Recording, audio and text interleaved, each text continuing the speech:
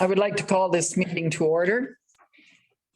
It's a regular meeting of council, and I would like to acknowledge, first of all, that the Municipality of Central Elgin would like to acknowledge that we gather on the land of the McKee Purchase, the traditional territory, the Haudenosaunee, the Attawandaron, and the Mississauga Nation. Is there any disclosure of pecuniary interest or the general nature thereof? Seeing none. We have a motion for the adoption of the minutes. Madam Mayor, the motion reads, moved by Deputy Mayor Marks, seconded by Councillor Rowe, that the minutes of the regular meeting of council dated Tuesday, October the 12th, 2021 be adopted. Thank you. Any questions? If not, would you call the vote, please? Councillor Rowe? Yes. Councillor Kravitz? Yes. I don't see Councillor Yes. Cook. Yeah. Yes. Councillor Fehr? Yes. Councillor Wynn is absent. Deputy Mayor Marks? Yes.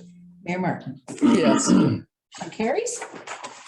Thank you. And now we have Bill Fehr, who's coming as a private citizen as a delegation to speak about Ward 4 in Central Elgin. So Mr. Fehr, rather than Councillor Fehr. Mr. Fehr, would you go ahead? Yes, I'm Bill Fehr, and I live at 167 Centennial in St. Thomas, Ontario, which is actually Ward 4. Thank you for allowing me to do this presentation to council. And there might be a lot of people that have never seen me with a beard before, so we'll just chalk it up as Movember expanded or something like that. First, I'll outline Ward 4's physical position in relation to St. Thomas. Ward 4 wraps around St. Thomas on the south, the east, and on the north. In Eastwood and Old Lynhurst, all our streets, or many of our streets, are linked with St. Thomas. People who move to this area often think that they're in St. Thomas, but that's only their mailing address. They're really Central Elgin. You drive east on Elm Street, Wellington Street, Talbot Street, north on St. George, and you'll not see a sign saying you're now entering Central Elgin. But to use a little comparison or analogy with the Wizard of Oz, residents, you're no longer in St. Thomas. You're now in Central Elgin, and will be confirmed. That'll be really confirmed when you get your first property tax bill, your water bills. All of those will be higher and some double, and which is only a few hundred yards from St. Thomas. It just doesn't seem right. I believe that in 1997, when the area municipalities picked the organization model for this area, the wrong model was picked, and it haunts us to this day. I'll outline a little bit of the inter-service links to St. Thomas. I'm trying to show that we have a much closer link with St. Thomas than we actually do with Central Elgin. One, the ward buys all their water from St. Thomas at premium rates. And then on top of that, we subsidize piping water to other areas of the municipality. All our sewer and wastewater treatment is processed in St. Thomas.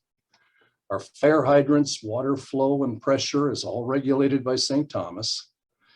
The old Lynhurst and new Lynhurst, the first fire responders, the first ones are actually St. Thomas and Southwold. Central Elgin can't guarantee timely response to that area. So that's why that arrangement is made. Our electrical power grid is linked to them. Even the St. Thomas police, waste collection, bylaws, servicing vehicles go through much of our areas just to patrol their areas. Our adjoining streets are used all the time by them. St. Thomas residents going home or to work, if they're outside of the city, for the most part, they have to drive through Ward 4.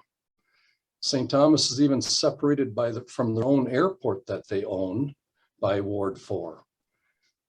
Even when Central Elgin, back a couple of years ago, had our waste collection problem, and it was dealt with.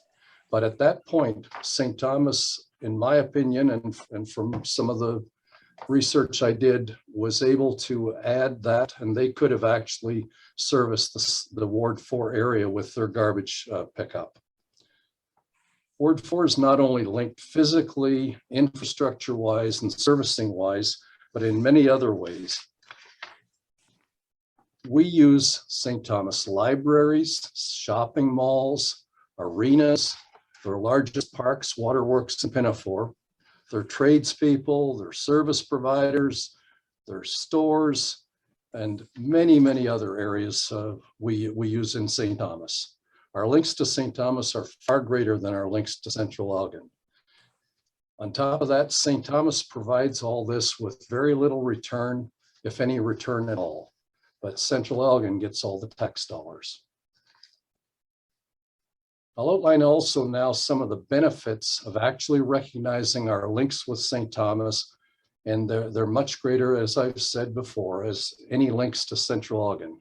One, given that we would no longer have to be the financial breadbasket of Central Elgin, subsidizing the rest of the municipality, our property taxes could move from being the highest of St. Thomas and Southwold to a fair levy. Water certainly would not be double what it is in St. Thomas. Our municipal services would benefit in timeliness and in provision because we would be right in proximity, right next to the actual provider. We no longer subsidize the rest of Central Elgin, especially, I know it's been said before, but Port Stanley, which we really have no physical or commonalities with in Ward 4. We would actually become a part of a real community. We would be a part of St. Thomas, which is our core service and amenities provider. The prior list sort of summarizes some of the handicaps we have by not being in St. Thomas and being a part of Central Elgin. Additionally, Ward 4 could develop more residential growth for St. Thomas in the north. We could also participate with more, and in the north also, it would probably require more of a water waste treatment plant, but with the ravines and the water system, that would be doable given the geography of the area. We would also be able to develop additional industrial because we're right east and we join right to the city of St. Thomas. Lastly, in my opinion, in this area, it shows us that Elgin, Central Elgin, and even Elgin County really doesn't do a great job in attracting industry. If industry wants to be in St. Thomas or even Elmer, I've never heard an industry or a factory say, we want to move to Central Elgin. It's generally St. Thomas or Elmer or London, which we'd rather have them here. Also on the flip side, and I would still be pursuing this, but there are benefits to St. Thomas with having Ward 4 as a part of them. Recently, Central Elgin has been publicly working on the next 25-year plan for land development and land use and so on. We have to realize enactment of that for St. Thomas would be a stranglehold. St. Thomas is almost out of residential land. They're very close with the industrial land.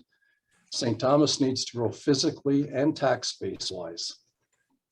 East all the way to the airport gives new industrial capacity. It also links them to their own airport. Land to the north, maybe even all the way to London, would give them additional residential area. And of course, the farming could continue on in that area. The alternative to St. Thomas having Ward 4 join would be St. Thomas would relegate themselves to being the service provider for surrounding municipalities and actually stop growing. In conclusion, I'm trying to keep it short. In conclusion, I'd like to say that Central Elgin should give serious thought to this request. I'm hoping that you don't just dismiss it because change is really needed. My opinion is Central Elgin, since the formation, has really not functioned to the benefit of Ward 4. The result of that is a rising flood of discontent in Ward 4, which has gone on for a number of council sessions. I will seek the support from all the residents of Ward 4 to push forward through petitions, protests, maybe even referendum if that's possible. If there is the will there, I will personally commit to approaching St. Thomas, Elgin County, even the provincial government, whose mandate we are actually under municipally, I believe that the province, through direct involvement, has actually shown a strong interest in making municipalities function efficiently and in the best interests of the residents. I respectfully ask that you take this seriously, review it, respond in writing, and hopefully start action on these concerns soon to open a dialogue between all the affected parties. Thank you. Thank you, Mr. Fehr. Any questions? Councillor Kravitz. Thank you. Thank you, Mr. Fehr. I think the exact opposite of what you're saying. You know, unfortunately, this municipality is set up as a ward system. There's 5 wards, and the day after the election, you become a member of Central Elgin Council, not a Ward 4 councillor. You took an oath to help the residents of Central Elgin.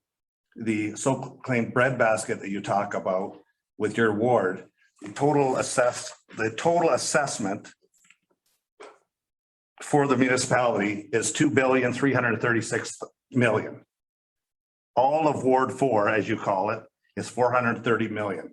That's 18% of the municipality. That's less than 1/5. So your analogy of the breadbasket, I don't see how that's going. And as far as a amalgamation or a boundary adjustment, the last boundary adjustment that took place back in 2006. That's when we had sewage problems. There were some problems in the Eastwood area, and the health unit brought it to our attention. So we were seeking out sewage allotment. The sewage allotment we got was from the city of St. Thomas. That was to service the Eastwood servicing. It also gave us capacity in the Kemsley subdivision, which allowed us growth south of Southdale and west of Sunset Road. The other thing that it allowed servicing sewage capacity for the St. Joe's Hospital, the psychiatric hospital. The other thing that we negotiated with the city of St. Thomas at the time of that boundary adjustment was to have servicing of 250 acres of industrial for Central Elgin's growth along the Highway 3 corridor. In exchange for this, we forfeited 200 acres of developable land, which we turned into developable land, which was the parish farm. Now that's a tit for tat arrangement. What you're proposing is to give up 1/5 of Central Elgin's worth for nothing. There's a lot of tasks for nothing. And it's something that it's not been thought out. We don't go to a fire. Central Elgin, we don't send our fire department to a fire and save 20% of it. We go there and we fight the entire fire. This one municipality, and that's the thing we should be striving for. I signed an oath when I joined this council, as I did the previous council and 2 councils before that I represented the residents of Central Elgin. And I don't think we need a loose cannon rolling around this ship anymore. And I'd like to put a resolution that we accept your delegation as information and proceed with no further action. Thank you. Any other member of council wish to speak? Deputy Mayor Marks. I asked senior staff this morning from the county if they could give me an idea how much money the county has put into Ward 4. Summary I got since 2011 was $5.5 million, which the Central Elgin residents, correct me if I'm wrong, pay approximately 1/3 of that. So the residents of Central Elgin collectively raised that 1/3 of 5.5, and it went into Ward 4. Those projects included Centennial Road rehab, Elm Street intersection improvements at Centennial Road rehabilitation, Elm resurfacing, Road 56, Road 31 just recently, Dalewood coming out of over the bridge north of St. Thomas, which is Ward 4. They've widened the road right by Dalewood Park, nice bike lanes. That was $290,000. George Street Bridge was rehabilitated, $219,000. Elgin Road 52, the microsurfacing went on for $369,000. But anyway, my point is $5.5 million. So, Bill, I'm kind of disappointed. You know, I'm not going to say very much, but the first we heard about this was when Central Elgin saw our package you're coming as a delegation. Generally, most of us here, if we want to do something, we work collectively and try and get a consensus and we move projects forward. All my years on council, that's what we strove for. If you've contacted other members of council, that's unbeknown to me. If your goal is to reduce taxes for the people of Central Elgin, I'm all for it, but I just don't see where this is going to help. We're all aware that we get told constantly our taxes are high and our water rates are high. I remember making a statement at one of our meetings that, hey, we get it. We are going to do our best. The drop bike thing, it wasn't making, so boom, done. We saved a few dollars. We are looking at things very carefully. We've got a budget coming up. And we'll get the pencils very, very sharp. We got some huge economic development opportunities coming in our whole area. I'm excited about it. I'm gonna just stop because like I said, I'm disappointed in your actions. And I'll second that motion from Councillor Kravitz. Can I respond to any of this? Through you, Madam Chair, you're the chair. It's your discussion generally, the procedure by that back and forth if you permit it. Yes, we'll allow you to have one response, Mr. Fehr. Just, it's through, I'm allowing you to do that. It's not normally allowed with delegations unless I grant that right. So I'm granting you the right. I understand. That's why I asked. As far as the money being spent in Ward 4, we have to also realize that the Ward 4 residents are paying their fair share, which they always have. They also paid an additional levy, which some are still paying to this day through a bond or a financing program for the sewers on Eastwood. We realize that we are paying for water because water is being purchased by our area from St. Thomas, which again, as I said, all the links with St. Thomas are much stronger than the links with Central Elgin. When you talk about the streets, Centennial Ave, Elm Street, and different ones, I've asked about work and traffic studies and that, and I'm always told they're owned by Elgin County. And so Elgin County is the overseer of all of that. So I'm just saying that when I got elected and went for this, I seriously committed to representing my ward. I have dealt with things in Central Elgin too, many other issues. And I have to say probably 70 or 80% of all my time has been devoted to Port Stanley and much less time to Ward 4. I just think that with the growth, the Ward 4 would be much better positioned financially, service-wise, and in just about every other area by being a part of St. Thomas. The model that was turned down back in 1997 of having, I believe it was East and West Elgin County and St. Thomas, probably should have been the model that was accepted. And I do want to pursue, I will pursue and I will follow up with the various, with Elgin County, with the city of St. Thomas, and also municipally. I think it's high time that our residents be a part of St. Thomas, not just the mailing address, but really a part of St. Thomas. Thanks. Thank you, Mr. Fehr. One comment that I would make when you mentioned the water.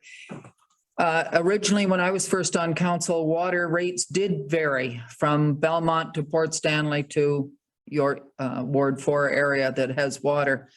And it was a Ward 4 councillor at the time who felt that was wrong, that it should be shared equally, that everybody should be paying in Central Elgin the same amount for water, because Belmont were struggling with their water tower and still paying that off. Port Stanley were doing okay. Your area had it from such, and it just didn't seem fair. And he very much supported that all of us should be, every person who gets water in Central Elgin should pay the same amount and the same rate. And we should treat all Central Elgin residents the same. That's just for your information. We have a motion that has been made. I'm sorry, Councillor Rowe, you wish to speak. That's just very briefly. Thank you, Madam Mayor. I take these sorts of ideas very seriously, but as a counselor, I was elected to represent all of Central Elgin, not just Ward 1. I couldn't tell you today what percentage of my time goes to each ward, and it truly is irrelevant. But what is imperative in this particular circumstance is to actually represent Central Elgin and understand what the benefits to Central Elgin of such an action might be. At this point, I don't know what that is. It may be something that can be discussed, but I would tend to agree with Deputy Mayor Marks and with Councillor Krebitz at this point that we are on this side of the table, and that is what is critical to us. So having any further discussion on this at this point without all of the relevant information is of no use to me. Am I allowed to make one small comment? Yes. When I was elected as Ward 4, and only the people in Ward 4 voted for me. And those are the people that I represent. Councillor Krebitz. Just as a point to that, Mr. Fehr, that was the arrangement that this municipality has. We could have an election at large, but then there's a chance that everybody may be elected from one area. That's why the ward system is set up. The ward system isn't set up for specific people, for specific areas. You know, for somebody to go on a rant, I might as well do a presentation next week, take my council hat off and be a road councilor and, you know, ask for Ward 2 to go on their own. So I'm not gonna, I had a motion and I believe we have a seconder. Yes, Can we have a vote, please? that's what I was going to. I'm not Hey, a road councilor, I'm an individual. Do you read the motion, please, Mrs. Wilson? Madam Mayor, the motion reads moved by Councillor Krebitz, seconded by Deputy Mayor Marks. Whereas Bill Fehr, 167 Centennial Ave, attended council as a delegation on Monday, October the 25th, 2021, respecting Ward 4. Now therefore be it resolved that council receive the content of Mr. Fehr's delegation as information and take no further action. Would you call the vote, please? I guess. I'm sorry. I guess it is a recorded vote. Yes, yes. Yes, it's a recorded vote because we have, Councillor Rowe? Yes. Councillor Krebitz? Yes. Councillor Cook? yes, Deputy Mayor Marks? Yes. And Mayor Martin? yes, Resolution carries. thank you. We have no we have correspondence requiring action. So we have, first of all, the Heritage Central Elgin recommendation that we put the Skeldings School, which is school section number 27 and out north, the north part of Yarmouth originally, that we put that on the properties of cultural significance. That, just for, if you're not certain what that is, that just basically recognizes its cultural contribution to our history of this area. It does not put any limitations whatsoever on the building or on the property. All it is they can't get a demolition permit without it coming to council first. And then council has 60 days in which to decide whether they're going to allow it to be demolished or not. And if they don't do anything, it can be demolished. That's the only thing. It doesn't restrict anything that they can do. The gentleman who owns the property was keen to have it either designated or on the clerk's list. Your municipal heritage committee felt that because the building is unrecognizable as a school now, that it's been completely covered, that it was more appropriate to just recognize its cultural significance as a school in the north. One item of its history that I found very interesting was the diphtheria outbreak that was so bad and reoccurred so often that they had to come in and fumigate the school. They closed it so many times for diphtheria. So anyway, does anyone have any questions on this? If not, would you read the motion, please, Mrs. Wilson? You need a mover, sorry.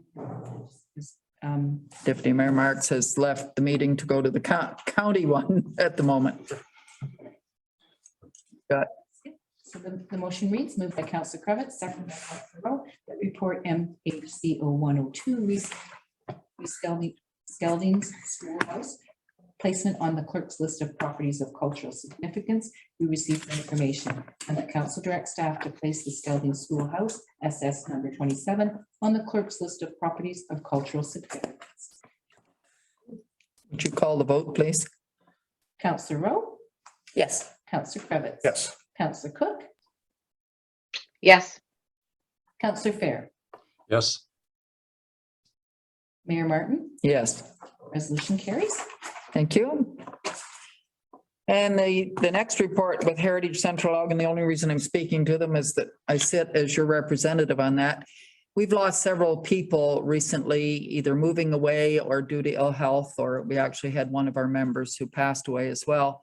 And so we've run a bit short on members, and these two people who, Jessica Lockhart and Daniel, I'm going to forget his last name. Basak? Yes. That they approached myself and asked if they said they were very interested, and they attended one of our meetings and said they'd really like to be part of it. They own a business in a masonry business in Belmont. So we're recommending, and we did check the bylaws to make sure it was okay. And we are recommending then that they be added to the Municipal Heritage Committee at this time. You need a mover, or have you got? Seconder on it. Second that one. Motion reads, Madam Mayor, moved by Counselor Rowe, seconded by Counselor Cravitz, that report MHCO 221, Municipal Heritage Committee appointment of members be received for information, and that Jessica Lockhart and Daniel Vedic be appointed as members to the Municipal Heritage Committee. It's fast second. Would Okay. you call the vote, please? Counselor Rowe, Yes. Yes. Counselor Cravitz. Yes. Counselor Cook, yes, Counselor Fehr, Yes. and Mayor Martin. Yes. Resolution carries. Thank you. And the next one is a request from the Thorntons concerning the guardrails. You have read this. I'm going to ask if Mr. Brooks would just explain why that type of guardrail was put in and the reasoning behind it. So if he could explain that to us before we open it for questions. Sure. Thank you, Madam Mayor. So due to the proximity of the two ravines to the newly constructed sidewalk and roadway on Crescent Ave, a new barrier system was warranted for public safety in those two locations. The design for the reconstruction of Crescent Ave was undertaken by AECom. In the original design, the consultant had specified a steel beam guardrail with timber posts. However, it came to light at a meeting between the consultant, staff, and the subcontractor that the timber posts are no longer a viable option and that steel posts are now required based on the Ministry of Transportation Roadside Design Manual. Based on the criteria in the Roadside Design Manual, the steel beam guardrails, as currently constructed, have been determined to be the most suitable treatment for this location. This was again confirmed over the past few days by the consultant in light of the concerns that have been raised. So just to confirm that the right selection was put in for that location. So. Do any questions?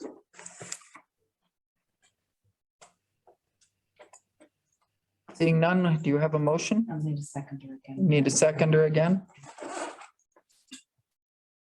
Motion reads, Madam Mayor, moved by Counselor Rowe, seconded by Counselor Cravitz, that correspondence received from Mary and Wayne Thornton, Crescent Avenue, respecting Lynhurst restoration guardrails, be received as information. Call the vote, please. Counselor Rowe, Yes. Counselor Cravitz. Yes. Counselor Cook, yes, Counselor Fehr, Yes. Mayor Martin. Yes. The resolution carries. Thank you. And there are 3 items for information. If does anyone have any questions, we'll be taking them collectively. If not, Allison. need another seconder, I gather. The motion reads, moved by Counselor Rowe, seconded by Counselor Cravitz, that correspondence items number 1 through number 3 inclusive be received as information and filed. Call the vote, please. Counselor Rowe, Yes.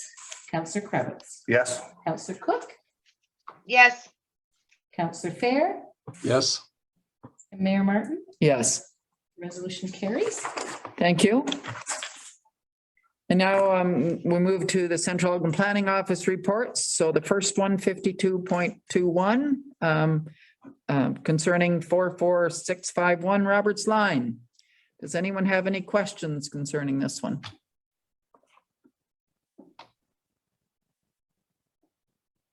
Seeing none, would you read the motion, please? And Madam Mayor, I need a seconder. I'll second that.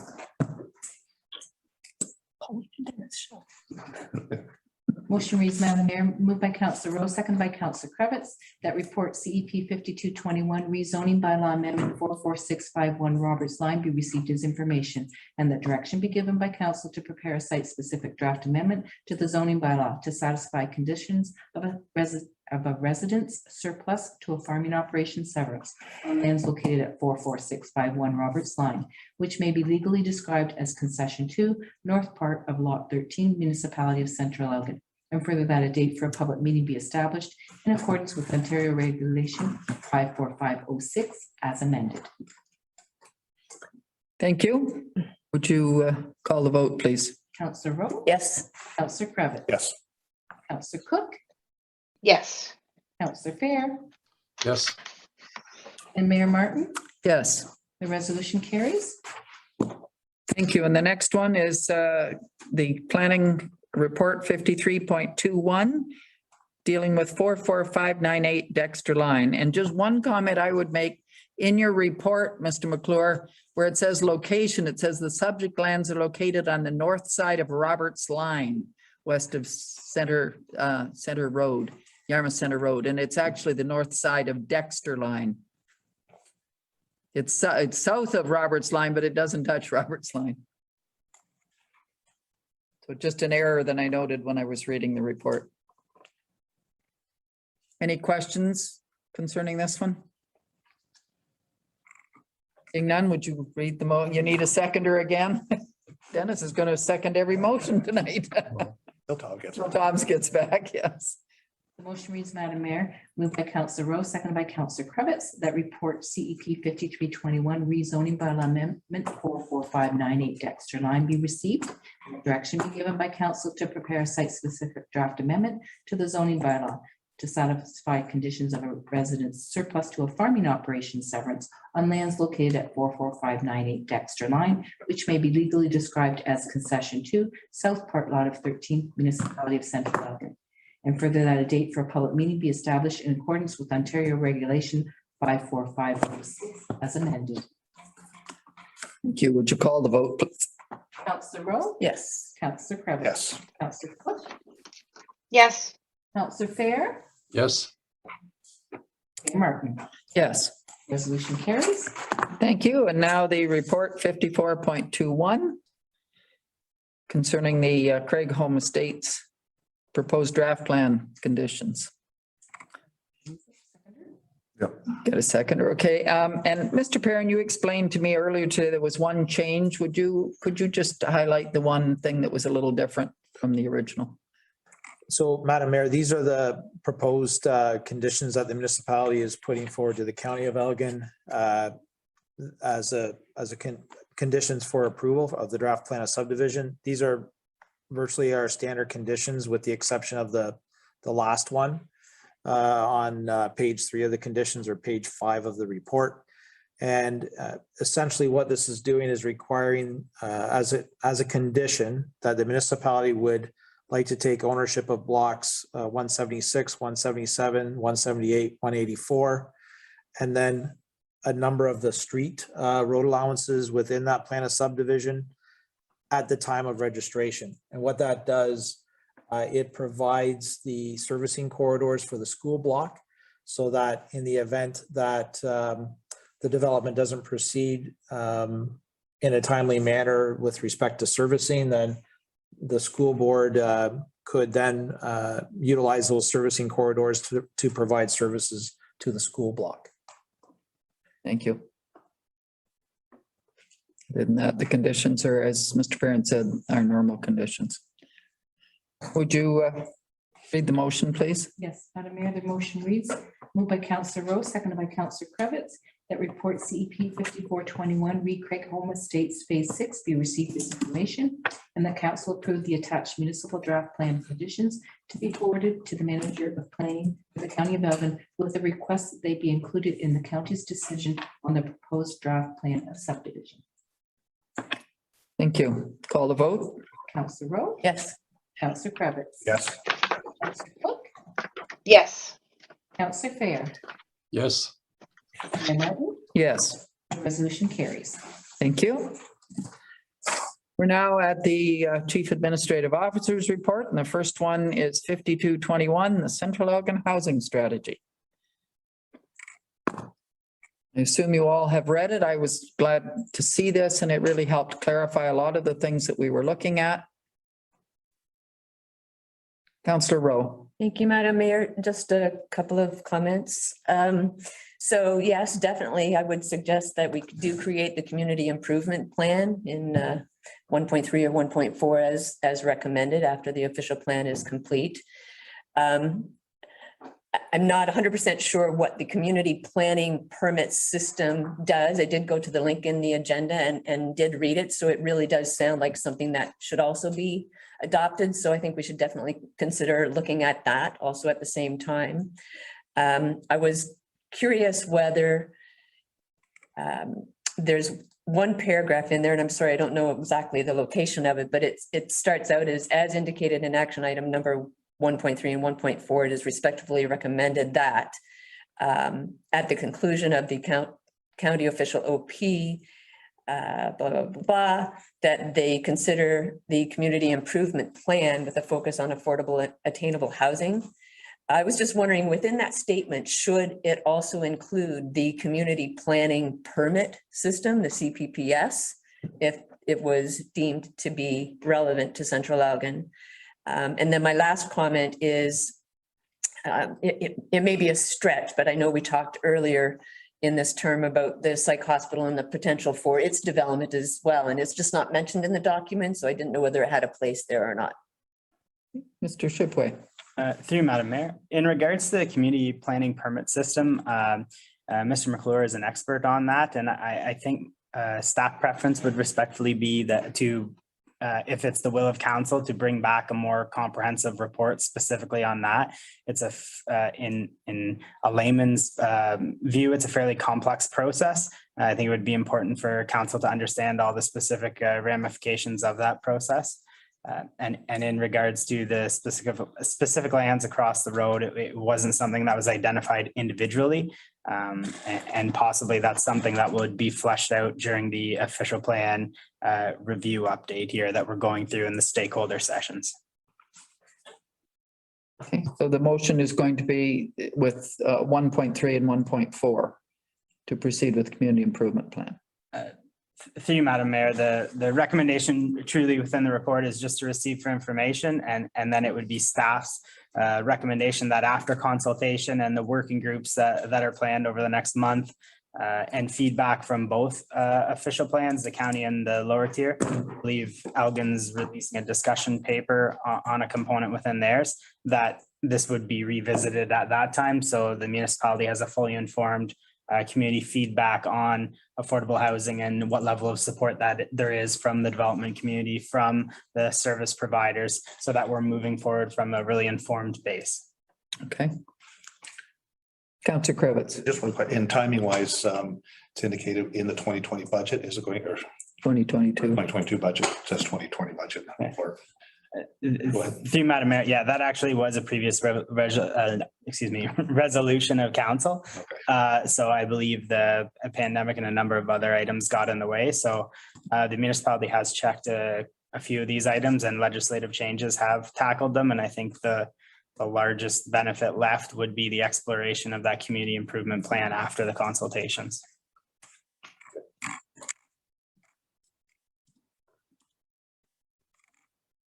I'm sorry, Councillor Fehr, I missed your hand, sorry. No problem. One concern I had when I was reading it, one of the first questions I had is, what is affordable housing? And I see they've defined it there. The only thing is, when I look at that, according to CMHC, it's defined as 30% of a person's before tax income, or about, I think it's 80% of the average rent, average rates around the area. I know if you look at affordable rental and things like that, the not-for-profit sector would really have trouble even providing that, because at some of that affordable housing rate, it's not even enough to service and maintain. I know we've had some discussions on some not-for-profit housing issues, and that might be a problem, because that would say that they couldn't even maintain themselves at some of those rates, the way things are right now. So that might be a real concern, to see if we can actually offer affordable housing at affordable rates and still actually do it. Any comments? It is a, something we're definitely, as you know, we're looking at, even with our villa, the one seniors affordable housing project that we have, which also has subsidized housing in it as well. So, and there is a big difference between subsidized and affordable. So I think it's important we keep it affordable, but it has to make sure it pays for itself, because we have no other way to raise funds. So unless through grants. Do you have the motion then to, it's basically, I'm sorry. You needed a seconder again. I would second that. Okay, Bill is willing to second. We're on it, actually a mover. You need a mover. Are you okay to move it, Bill? Yes. Thank you. The motion reads, Madam Mayor, moved by Councillor Fehr, seconded by Councillor Rowe, that report CO 5221, Recentral Elgin Housing Strategy be received for information. Call the vote, please.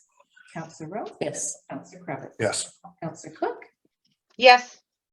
Councillor Fehr? Yes. And Mayor Martin? Yes. The resolution carries. Thank you. And the next motion is on the special event 5421, the Dickens Day weekend. Any questions on that report? Went to the Special Events Committee. Seeing no questions, would you read the motion? Seconder. You need a seconder again? Thank you. I would. The motion reads, Madam Mayor, moved by Councillor Rowe, seconded by Councillor Kravitz, that report CO 5421, special events, Port Stanley Dickens Day weekend be received for information, and that council approve the special event permit for the 2021 Dickens Day weekend. Conditions, organizers complying with the special event policy as adopted by council, liability insurance be provided by the organizers of the event in the amount of $5 million, naming the Corporation of the County of Elgin and the Corporation of the Municipality of Central Elgin as co-insured and held harmless. The final schedule and location of events being approved by the Director of Infrastructure and Community Services. Compliance with all public health guidelines and restrictions as applicable.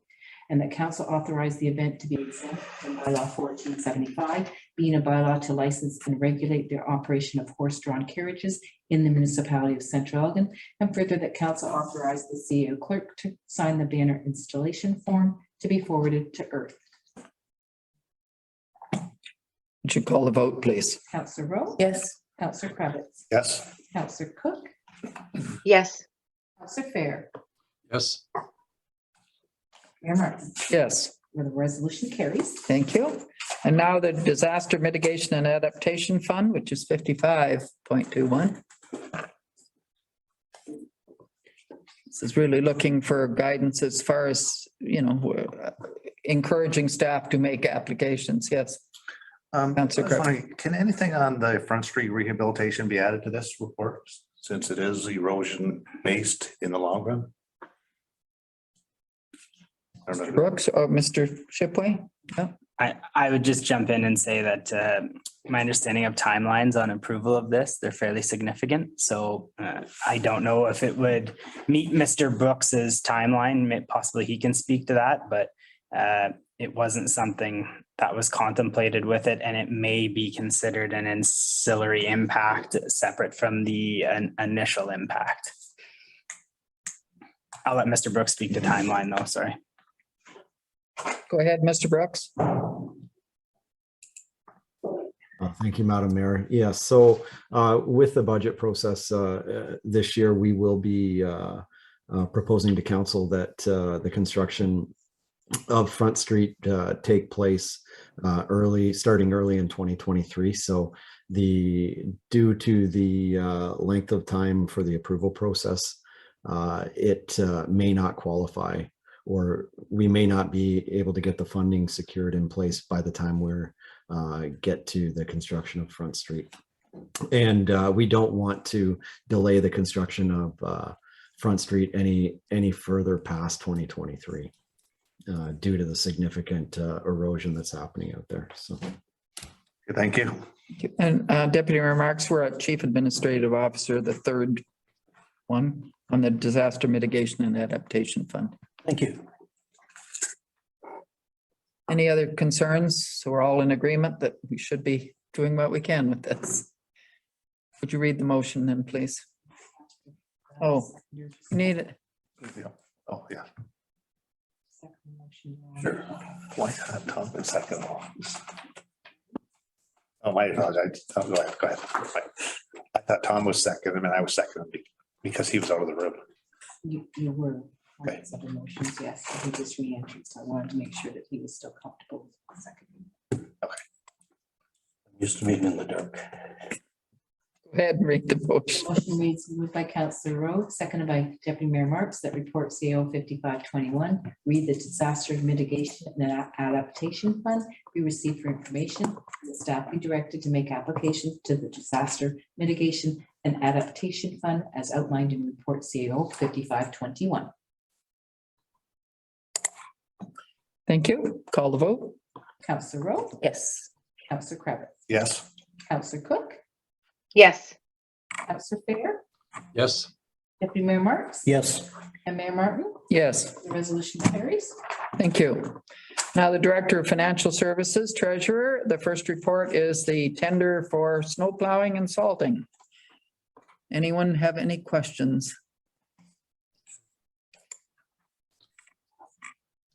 Councillor Fehr.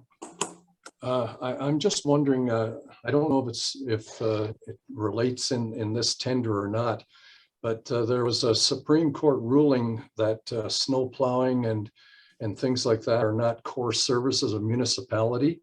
I'm wondering, do we need to get extra insurance coverage or something for this in case some cases come up with the snow plowing just as they did out in British Columbia?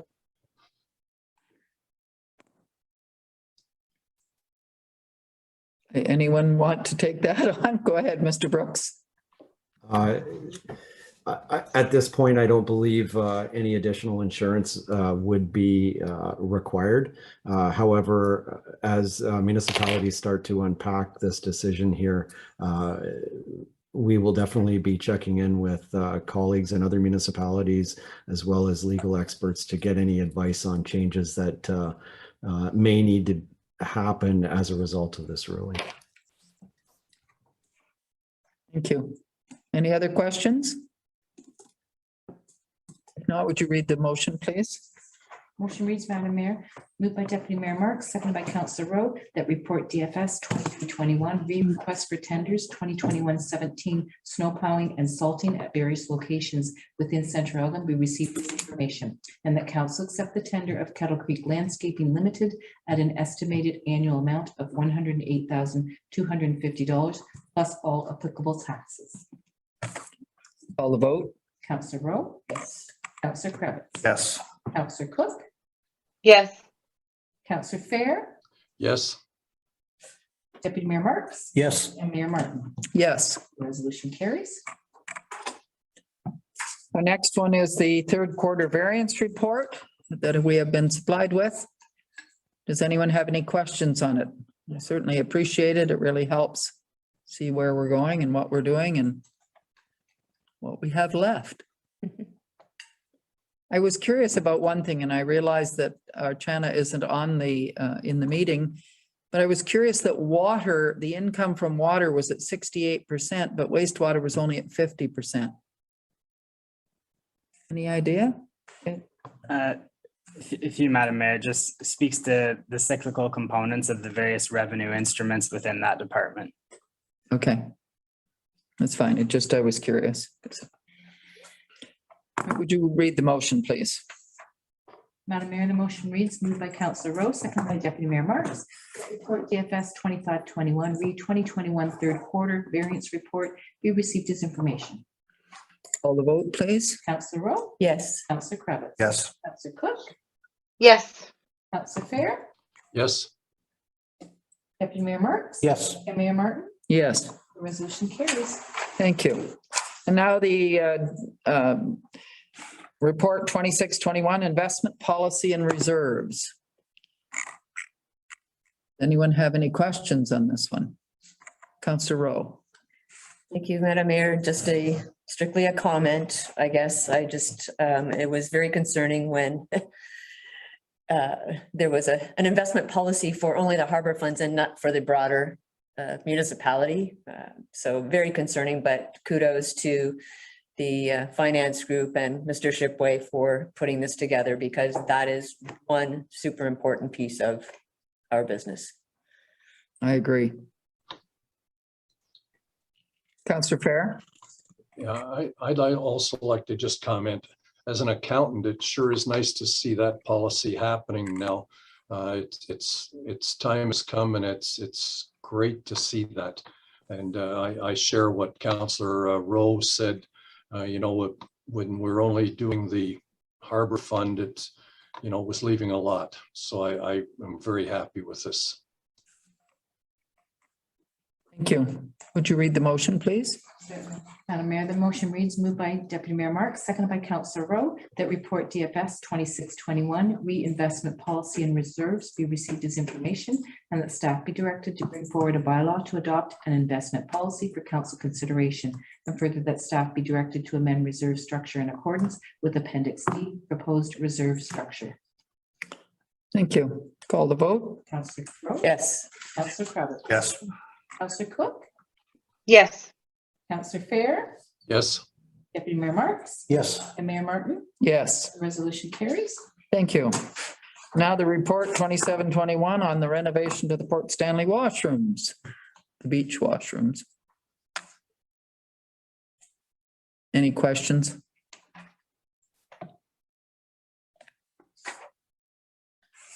Would you read the motion, please? The motion reads, Madam Mayor, moved by Deputy Mayor Marks, seconded by Councillor Rowe, that report DFS 2721, request for tenders 2021-15 renovation of the Port Stanley Beach washrooms be received as information, and that council accept the tender of PK Construction, Inc. for 2021-15 renovation of the Port Stanley washrooms in the amount of $226,700 plus all applicable taxes. Yes, and I think it's important to note that the Investing in Canada Infrastructure Fund is covering a lot of the cost, most of it. Yeah, Deputy Mayor I'm Marks. just going to make that comment that getting some grant money every once in a while and putting it to good use, it takes the sting out of it. So Yes, see that. yes, it is. Would you call the vote, please? Councillor Rowe. Yes. Councillor Cravitz. Yes. Councillor Cook. yes, Councillor Fehr. yes, Deputy Mayor Marks. Yes. And Mayor Martin. Yes, The resolution carries. thank you. And now we're down to the Director of Asset Management and Development Services, Report 3921, Port Stanley Fire Station Door Mural. And the Visitor Center location, which is what we had asked Mr. Perrin to bring back this report. So he has shown us what approximately it would look like on either the metal doors or on the south end of the building. I will say at Heritage Port, someone brought that up today, and I told them what the options were. We showed them a picture of the building and the two options, and I asked if anyone had any concerns one way or another, and one gentleman liked the doors because it faced the harbor. But that was the only comment that was made to me. Any comments? Councillor Rowe? I like the doors as well. I think it's, it looks good.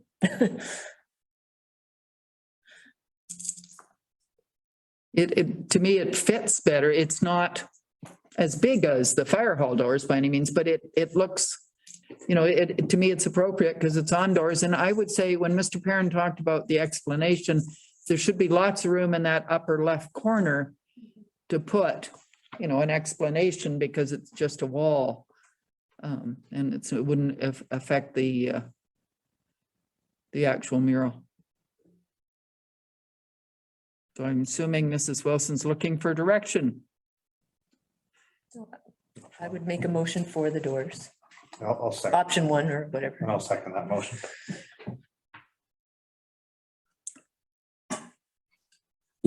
Go ahead and read the motion. Madam Mayor, moved by Councillor Rowe, seconded by Councillor Cravitz, that report AMDS 3921, report Stanley Fire Station Mural Visitor Center. Location be received for information. And that council direct staff to proceed with option 1, double doors on east face of the visitor center. Call the vote. Councillor Rowe? Yes. Councillor Cravitz? Yes. Councillor Cook? Yes. Councillor Fehr? Yes.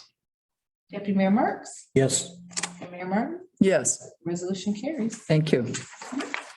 I don't believe it. We have no bylaws. Other than the confirmatory one at the end, but I mean, I can't remember a meeting where we didn't have bylaws to pass. So, okay, we have public notice here about the annual general meeting of the Port Stanley BIA. That's just for information. Anyone is welcome to attend. Councillor Rowe sits on that. And Mrs. Wilson does as well, I know, so. Okay. Is there any notice of motion? Other business? If not, would you read the motion to move into closed? Motion reads, Madam Mayor, moved by Deputy Mayor Marks, seconded by Councillor Rowe, that council proceed into closed session at 7:55 PM in order to address a matter pertaining to personal matters about an identifiable individual, including municipal or local board employees, and a position plan, procedure, criteria, or instruction to be applied to any negotiations carried on or to be carried on by or on behalf of the municipality or local board. Thank you. Call the vote. Councillor Rowe? Yes. Councillor Cravitz? Yes. Councillor Cook? Yes. Councillor Fehr? Yes. Deputy Mayor Marks? Yes. And Mayor Martin? Yes, Resolution carries. thank you. I'll give you a moment to, the doors shut and, It's just, sorry. It's a two-part process, yeah. Yeah, I just see the live and assume. Okay. We're all set. Okay, go ahead. And then motions from a closed session. Yes, the first motion, Madam Mayor, moved by Councillor Rowe, seconded by Deputy Mayor Marks, that closed session item number 2, human resources matter be received. Call the vote. Councillor Rowe? Yes. Councillor Cravitz? Yes. Councillor Cook? Yes. Councillor Fehr? Yes. Deputy Mayor Marks? Yes. And Mayor Martin? Yes, Resolution carries. thank you. Next one. Next item, Madam Mayor, moved by Councillor Rowe, seconded by Deputy Mayor Marks, that closed session item number 3, reinsurance claim be received and that staff proceed as directed by council. Call the vote. Councillor Rowe? Yes. Councillor Cravitz? Yes. Councillor Cook? Yes. Councillor Fehr? Yes. Deputy Mayor Marks? Yes. And Mayor Martin? Yes, Resolution carries. thank you. And final one. Yep, next motion, Madam Mayor, moved by Councillor Rowe, seconded by Deputy Mayor Marks, that closed session item number 4, economic development be received and that staff proceed as directed by council. Call the vote. Councillor Rowe? Yes. Councillor Cravitz? Yes. Councillor Cook? Yes. Councillor Fehr? Yes. Deputy Mayor Marks? Yes.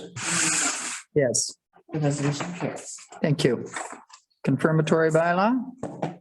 Motion reads, Madam Mayor, moved by Councillor Rowe, seconded by Deputy Mayor Marks, that bylaw 2650 be read a first and second time. Call the vote.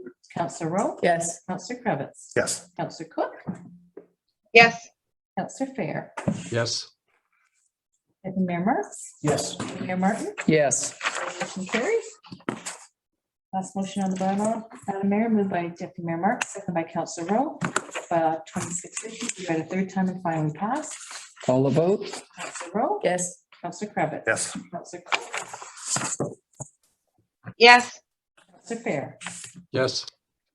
Mayor Marks? Yes. And Mayor Martin? Yes, Resolution carries. and the final resolution. Motion reads, moved by Councillor Rowe, second by Deputy Mayor Marks, that the regular planning meeting of council dated Monday, October the 25th, 2021 be adjourned at 8:28 PM and the next regular meeting of council be scheduled for Monday, November the 8th, 2021 at 7 PM. Call the vote. Councillor Rowe? Yes. Councillor Cravitz? Yes. Councillor Cook? Yes. Councillor Fehr? Yes. Deputy Mayor Marks? No discussion? Yes. And Mayor Martin? Yes, Resolution carries. thank you, everyone. And so, Tom, did you?